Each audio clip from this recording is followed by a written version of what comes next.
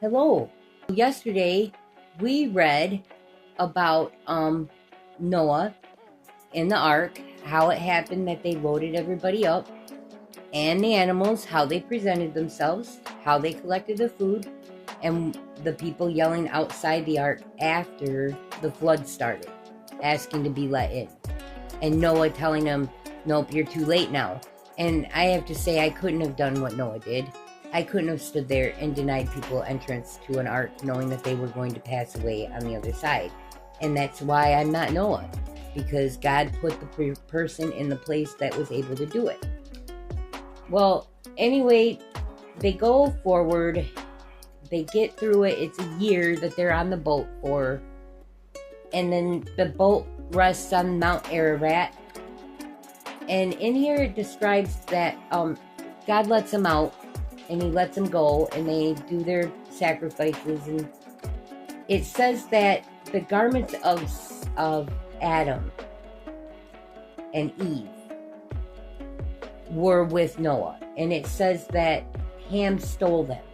And there is no account of the clothes that God made out of animal skins for Adam and Eve to wear, of what happened to them in the Bible. So I'm iffy about the garments, because why would things possess power? God possesses power. The things didn't. We learned that in Numbers with the snake, the bronze snake. It was quite literally named a name that meant piece of brass. And the people were told it's just a piece of brass. It isn't the piece of brass that's going to save you when you look at it after you get bit out here in the wilderness, in the desert, wandering all those years. They were complaining and everything. But if you look at the snake and believe that because you did what God said, so they had to obey and believe, they would be healed. So they would look at the snake and believe and be healed. So it wasn't the things, it was believing in God that saved them. And that's why I kind of have a hard time accepting that some old furs from almost a couple of 1,000 years or more by this time would still even be holding together, let alone possess magical powers. So that is something I don't find sound at this time. Well, anyway, it goes on to describe the genealogy of Noah's sons. And we follow through and we find that Abraham comes from Shem's line, and that Nimrod comes from Ham's line. And Ham was the son, if you remember in the Bible, that walked in and viewed his father in his not quite so best of self. He was drunk and naked. And he saw his father, and instead of covering him and feeling shame, he went and gossiped to his brothers, who went in backwards with his garment and made sure they didn't see him and covered him. And Ham was cursed. And it's Ham's line that Nimrod comes from. And Nimrod rose to be a mighty king, but he didn't do good in the sight of the Lord. And his son, from what we read, was even worse than him. But King Nimrod had appointed a man named Terah to work for him. And Terah was Abraham's father. And Terah was very much so a believer in Dagon and a believer in all the things that they did in this nation that wasn't for God. And he had a wife, and his wife gave him a son. And he named him Abram because of the power. How did they say it? Because the king had raised him in those days and dignified him above all his princes that were with him. So that's why he named him Abram. And so here we are in chapter 8. And it was in the night that Abram was born that all the servants of Terah and the wise men of Nimrod and his conjurers came and ate and drank in the house of Terah. And they rejoiced with him on that night. And when all the wise men and conjurers went out from the house of Terah, they lifted up their eyes towards heaven that night to look at the stars.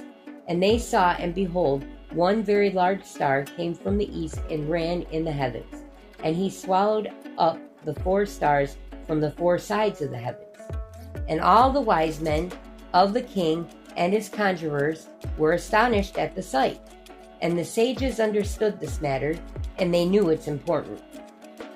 And they said to each other, "This only betokens the child that has been born to Terah this night, who will grow up and be fruitful, and multiply and possess all the earth, he and his children forever. And he and his seed will slay great kings and inherit their lands." And the wise men and conjurers went home that night. And in the morning, all these wise men and conjurers rose up early and assembled in the appointed house. And they spoke and said to each other, "Behold, the sight that we saw last night is hidden from the king. It has not been made known to him. And should this thing get known to the king in later days, he will say to us, 'Why have you concealed this matter from me?' And then we shall all suffer death. Therefore now let us go and tell the king the sight which we saw, and the interpretation thereof, and we shall then remain clear." And they did so. And they all went to the king and bowed down to him to the ground. And they said, "May the king live, may the king live. We heard that a son was born to Terah, the son of Nahor, the prince of thy host. And we yesternight came to his house, and we ate and drank and rejoiced with him that night. And when thy servants went out from the house of Terah to go to our respective homes to abide there for the night, we lifted up our eyes to heaven, and we saw a great star coming from the east. The same star ran with great speed and swallowed up 4 great stars from the 4 sides of the heavens. And thy servants were astonished at the sight which we saw, and were greatly terrified. And we made our judgment upon the sight, and knew by our wisdom the proper interpretation thereof, that this thing applies to the child that is born to Terah, who will grow up and multiply greatly, and become powerful, and put all the kings of the earth to sleep, and inherit all their lands, he and his seed forever. And now, our Lord and King, behold, we have truly acquainted thee with what we have seen concerning this child. If it seemeth good to the king to give his father value for this child, we will slay him before he shall grow up and increase in the land, and his evil increase against us, that we and our children perish through his evil." And the king heard their words, and they seemed good in his sight. And he sent and called for Terah, and Terah came before the king. And the king said to Terah, "I have been told that a son was yesternight born to thee, and after this manner was observed in the heavens at his birth. And now therefore give me the child, that we may slay him before his evil springs up against us. And I will give thee for his value thy house full of silver and gold." And Terah answered the king and said to him, "My lord and king, I have heard thy words, and thy servant shall do all that his king desireth. But my lord and king, I will tell thee what happened to me yesternight, that I may see what advice the king will give his servant, and then I will answer the king upon what he has just spoken."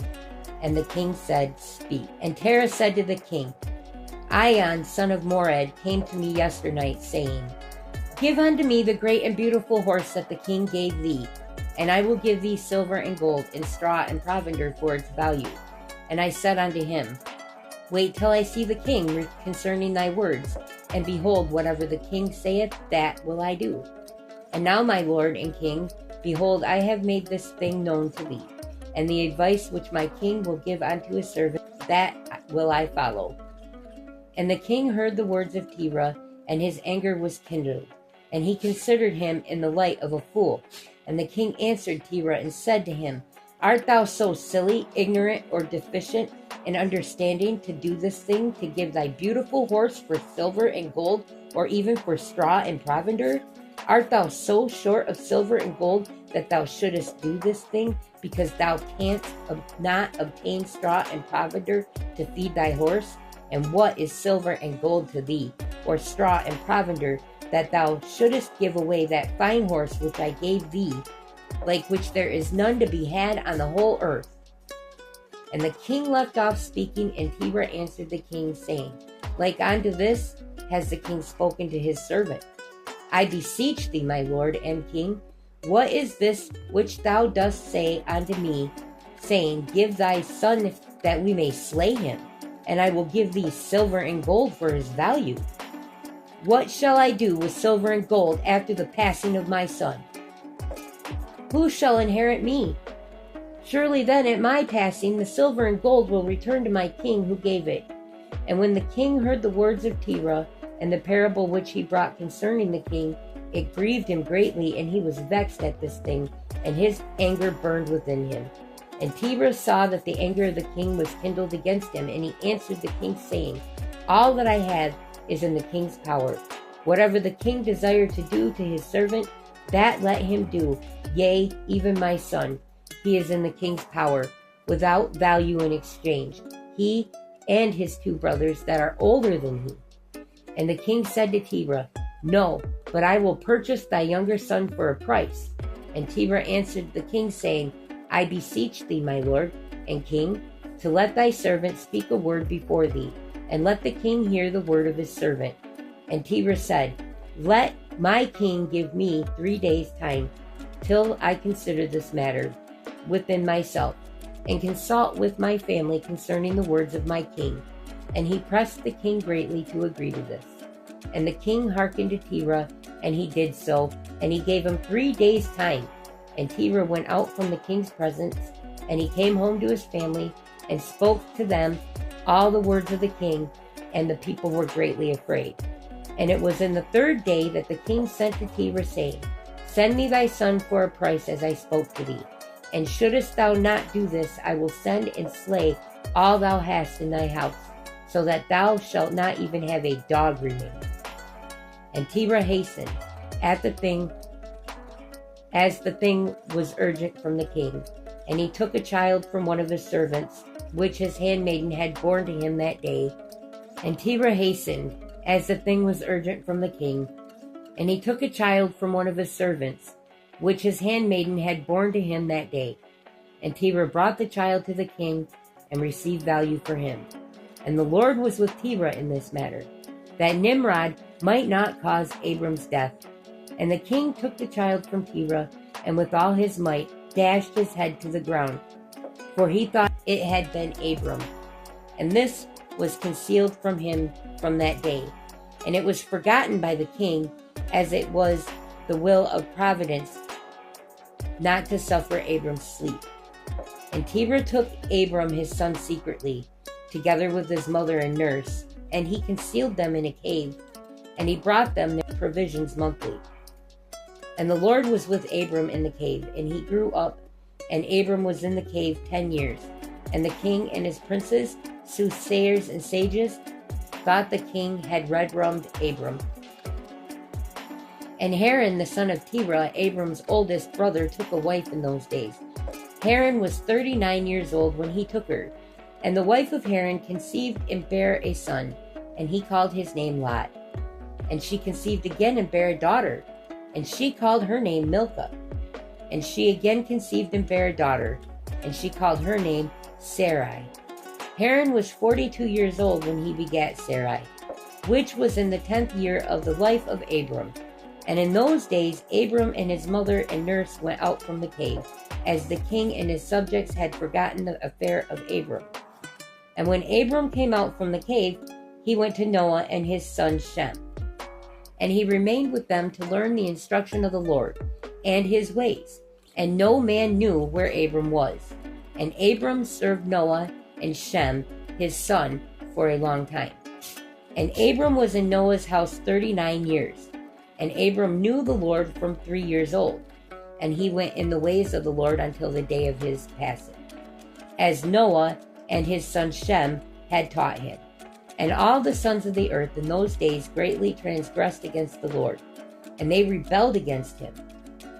and they served other gods, and they forgot the Lord who had created them in the earth. And the inhabitants of the earth made unto themselves at that time every man his god, gods of wood and stone, which could neither speak, hear, nor deliver, and the sons of men served them, and they became their gods. And the king and all his servants, and Terah with all his households, were then the first of those that served gods of wood and stone. And Terah had 12 gods of large size, made of wood and stone, after the 12 months of the year, and he served each one monthly. And every month Terah would bring his meat offering and drink offering to the gods. Thus did Terah all the days.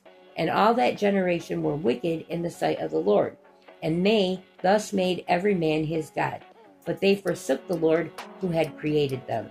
And there was not a man found in those days in the whole earth who knew the Lord, for they served each man his own god, except Noah and his household, and all those who were under his counsel knew the Lord in those days. And Abram the son of Terah was waxing great in those days in the house of Noah, and no man knew it, and the Lord was with him.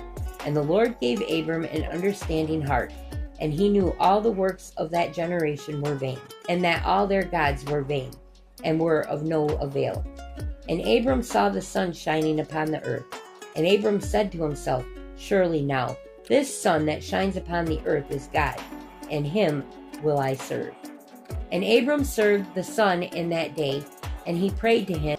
And when evening came, the sun set as usual, and Abraham said within himself, Surely this cannot be God. And Abraham still continued to speak within himself, Who is he who made the heavens and the earth? Who created upon earth?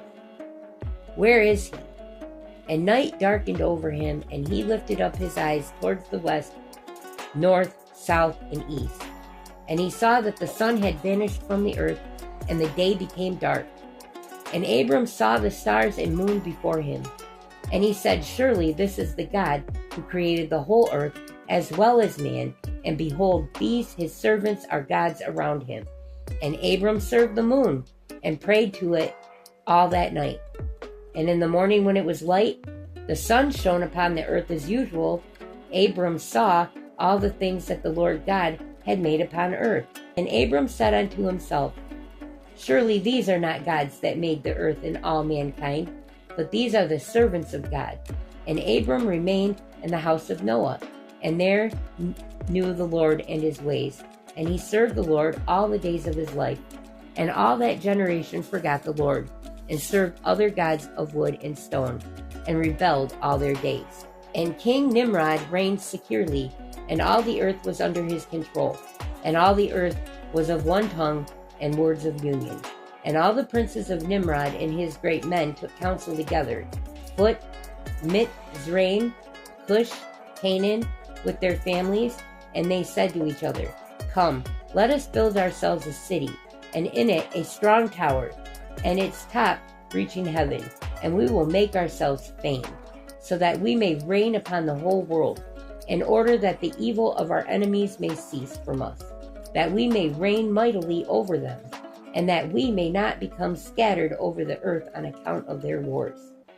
And they all went before the king, and they told the king these words.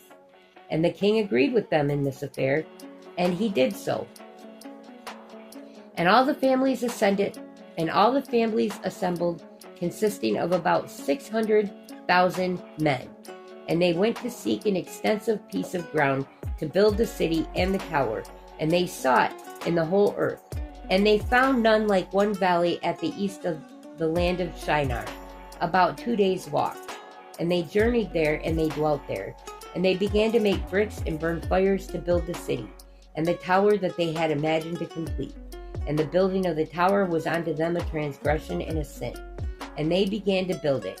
And whilst they were building against the Lord God of heaven, they imagined in their hearts to war against him and to ascend into heaven. And all these people and all the families divided themselves in 3 parts. The first said, We will ascend into heaven and fight against him. The second said, We will ascend to heaven and place our own gods there and serve them. And the third part said, We will ascend to heaven and smite him with bows and spears. And God knew all their works and all their evil thoughts. And he saw the city and the tower which they were building. And when they were building, they built themselves a great city and a very high and strong tower. And on account of its height, the mortar and bricks did not reach the builders in their ascent to it, until those who went up had completed a full year. And after that they reached to the builders and gave them the mortar and the bricks. Thus was it done daily. And behold, these ascended and others descended the whole day. And if a brick should fall from their hands and get broken, they would all weep over it. And if a man fell in task, none of them would look at him. And the Lord knew their thoughts. And it came to pass, when they were building, they cast the arrows toward the heavens, and all the arrows fell upon them, filled with life force. And when they saw them, they said to each other, Surely we have slain all those that are in heaven. For this was from the Lord, in order to cause them to err, and in order to destroy them from off the face of the ground. And they built the tower and the city, and they did this thing daily, until many days and years were elapsed. And God said to the 70 angels who stood foremost before him, to those who were near him, saying, Come, let us descend and confuse their tongues, that one man shall not understand the language of his neighbor. And they did so unto them. And from that day following they forgot each man his neighbor's tongue, and they could not understand to speak in one tongue. And when the builder took from the hands of his neighbor lime or stone, which he did not order, the builder would cast it away and throw it upon his neighbor, that he would pass. They did so many days, and they red-rummed many of them in this manner. And the Lord smote the 3 divisions that were there, and he punished them according to their works and designs. Those who said, We will ascend to the heaven and serve our gods, became like apes and elephants. And those who said, We will smite the heaven with arrows, the Lord red-rummed them. One man through the hand of his neighbor. And the 3rd division of those who said, We will ascend to heaven and fight against him, the Lord scattered them throughout the earth. And those who were left amongst them, when they knew and understood the evil which was coming upon them, they forsook the building, and they also became scattered upon the face of the whole earth. And they ceased building the city and the tower. Therefore he called that place Babel, for there the Lord confounded the language of the whole earth. Behold, it was at the east of the land of Shinar. And as to the tower which the sons of men built, the earth opened its mouth and swallowed up 1/3 part thereof, and a fire also descended from heaven and burnt another third, and the other third is left to this day. It is of that part which is aloft, and its circumference is 3 days' walk. And many of the sons of men passed in that tower, a people without number. So, here we are looking at the Tower of Babel. And Abraham. Now, our Bible isn't going to tell us about Terah. Matter of fact, the extent of what it says is that it's verse 31, chapter 11.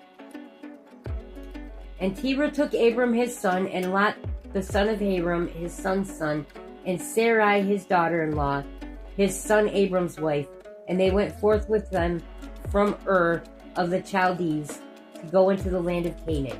And they came unto Haran and dwelt there.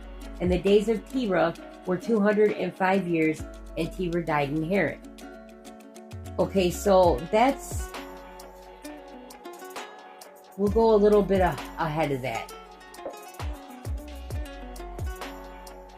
We're going to start at 23 in verse 11. And Serug lived after he begot Nahor 200 years and begot sons and daughters.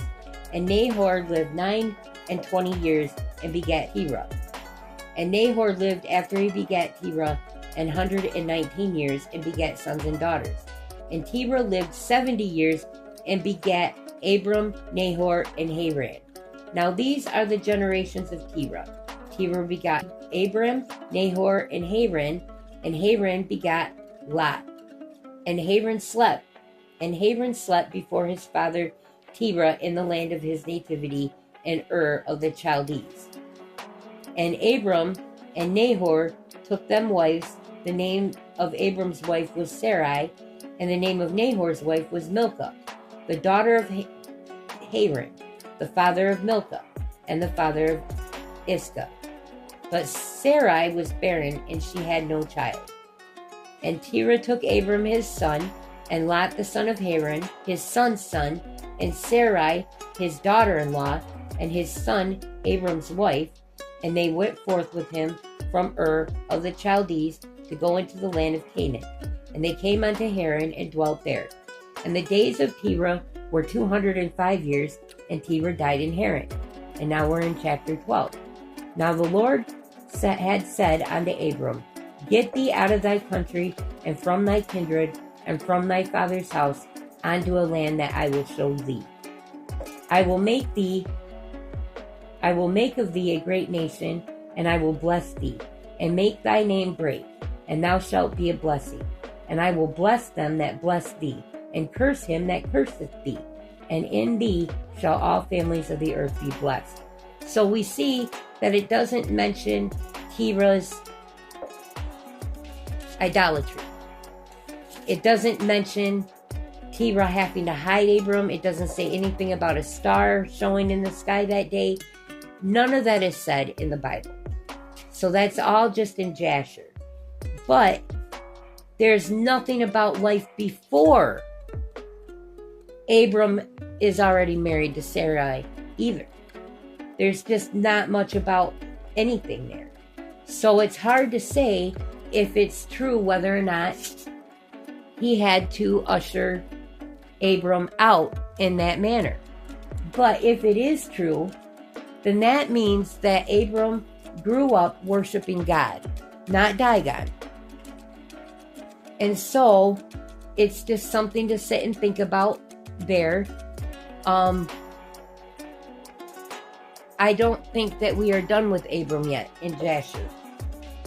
It left off and it told us about the Tower of Babel because of Nimrod, the king, the very king who, according to Jasher, wanted Abraham to be red rum. So they build this tower, right? And they build this city.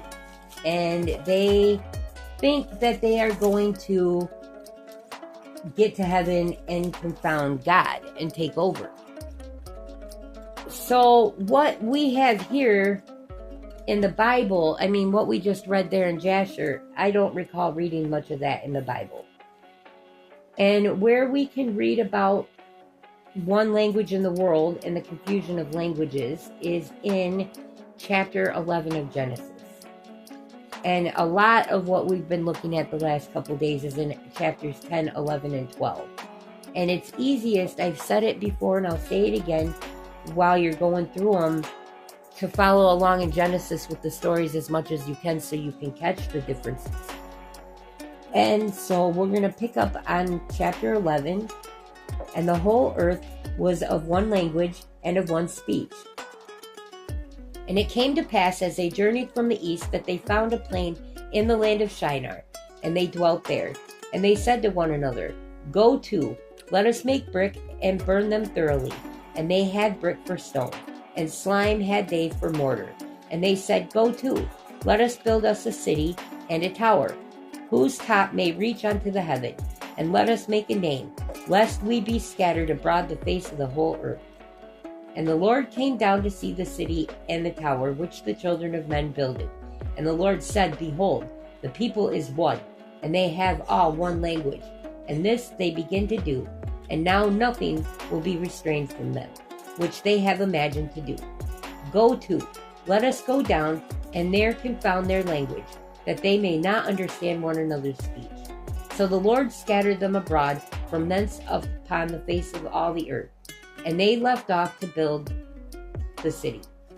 Therefore is the name of it called Babel, because the Lord did there confound the language of all the earth, and from thence did the Lord scatter them abroad the face of all the earth. So it doesn't match at all. But have you ever had a feeling when you hear something that it's true, you just know it is, and then later you find that it is true, and you know that that feeling was sound, well, that's the Holy Spirit. And I get that feeling a lot reading Jasher, especially when I try to compare these stories, because even though there are some differences there, the things that you would need to have in order to confirm it are, in fact, in the Bible. They want to build a city. It's located in a valley by Shinar. It's in the land of, they found it in a plain in the land of Shinar. They dwelt there, is what it says here. But they were by Shinar. And they said, let's make brick and let's burn them thoroughly. And it doesn't say anything more about the bricks and how they felt about them. But if they're going through such a hassle, I can see people getting frustrated about bricks falling. But I'm a little bit vexed by the fact that they didn't even blink an eye to man falling off the tower. He came down to see the city, it says in the Bible, but he was watching from above. It doesn't say anything about sending arrows down to play with the people, or to confound them, or to make them believe, to set up a plan. But God does things in his own way, and it's completely feasible to me that he would do it. So again, it was one of those situations where I want to say we have to follow the Bible, but there's enough there that you can question it. He called it Babel in both books. He called it Babel in both books. And they took away their speech. That is consistent. And he sent down angels to do it. That is consistent in both books. It is not saying that he knocked the tower down. What it says is that he scattered the people and confused their language in the Bible. But it doesn't make sense to just follow that story and be like, oh, they're trying to get to heaven, so God's going to stop them. There's got to be more to it than just trying to get to heaven.